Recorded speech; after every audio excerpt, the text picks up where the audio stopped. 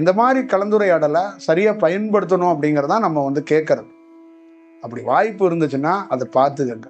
அது உங்களுக்கு என்ன மாதிரி கேட்கணுமோ அதை நீங்கள் வந்து கேட்டு அதை ஒரு முறையாக எடுத்துகிட்டு வர்றதுக்கு வாய்ப்பை பார்த்துக்கங்க. இப்போ அவங்க எங்கேயோ பவானிலேருந்து இங்கே வந்தேன்னாங்கல்ல, அதோட புரிதல் என்னன்னா, ஒரு தேடுதல் தெளிவாக ஒரு செயல் இருக்கும்போது ஃபஸ்ட்டு இன்சியல் ஸ்டேஜில் இது நடந்துருச்சு.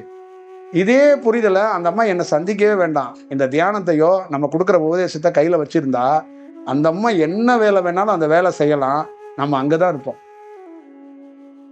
அந்த அம்மாவுக்கு தேவையான வழிநடத்தலை நம்ம ஏதோ ஒரு ரூபத்தில் இருந்து வழி நடத்தும். அவ்வளோதான். ஒரு குருவை வந்து தினந்தோறும் பார்க்க வேண்டிய அவசியமே இல்லைங்க. நல்லா ஞாபகம் வச்சுக்கோங்க. ஏதாவது சில சீடர்களுக்கு, சில மாணவர்களுக்கு மட்டும்தான் குருவோட இருக்கிற அந்த பயணிக்கிற வாய்ப்புகள் சில பேருக்கு கிடைக்கப்படும். சில பேருக்கெல்லாம் சூட்சமத்தில் தான் கிடைக்கப்படும். ஆனால் என்ன கேட்டிங்கன்னா, தனிப்பட்ட முறையில் குருவோட இருக்கிறதோட சூட்சமத்திலேருந்து வளர்கிற குழந்தைங்களுக்கு வீரியம் அதிகம்னு நான் நினைக்கிறேன். வீடுகளில் வளர்கிற மரத்தோட காடுகளில் வளர்கிற மரங்களுக்கு ரொம்ப அதிக தீவிரமான எனர்ஜி உள்ளதுன்னு நினைக்கிறவன் நான். அதே மாதிரி தான் நீங்கள் வீட்டிலிருந்து வளரப்படுற நீங்கள் ஒரு எனர்ஜியாக இன்னும் தீவிரமாக வளருவீங்கிறது தான் அதோடைய வெளிப்பாடு.